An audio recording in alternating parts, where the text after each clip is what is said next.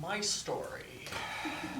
The first time I thought about the life of theater at all, I specifically remember I was in junior high, maybe a little older, and a football buddy of mine was in the musical at the community theater. And so I grew up playing sports. Like, I had never really thought about theater whatsoever.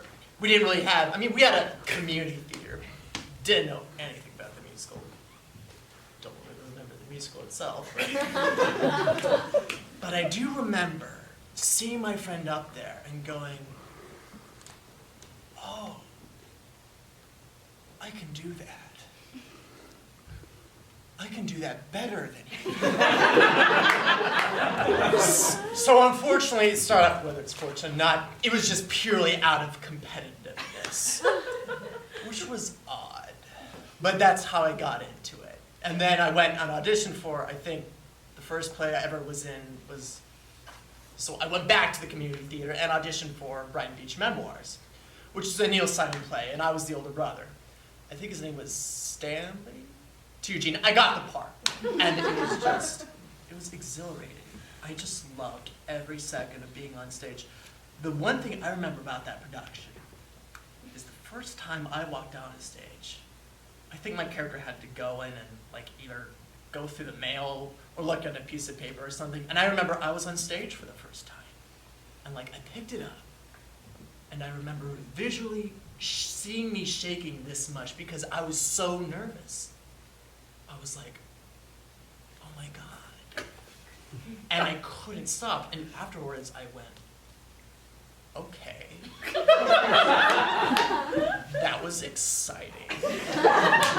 And I was like, I was never a nervous kid, ever. And that made me go towards the thing.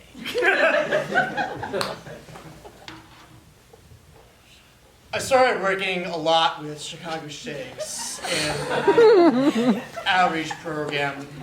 So we could bring in students from low socioeconomic status, and we'd bring them in.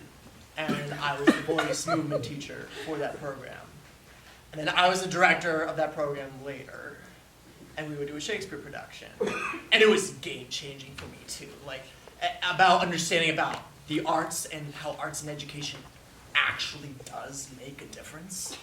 It truly does. And then it allows these students to work, these high school students who would never hang out with each other. And they're hanging out now to tell a story. And they start to have mutual respect for one another, and they start to gain empathy for one another. I was like, oh, this does make a difference. Because as we're older, everybody hates each other. If you're on the left or the right, we have our division. And if we can get people to start talking, that seems to be the challenge.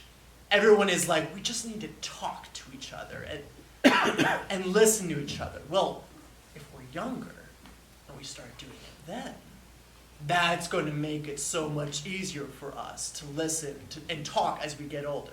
So the Chicago Shakes thing, and I still teach for them.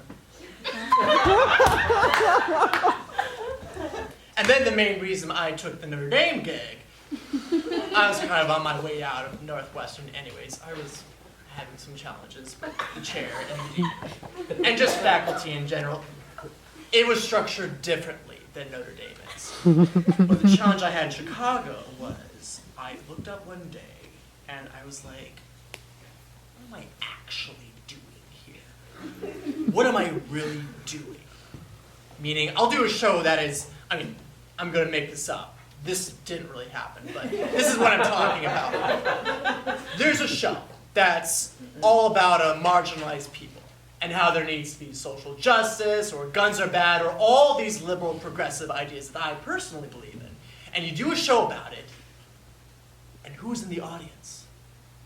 All these progressive liberals. And everyone just claps along. I'm like, what am I doing? Am I actually creating conversation? No.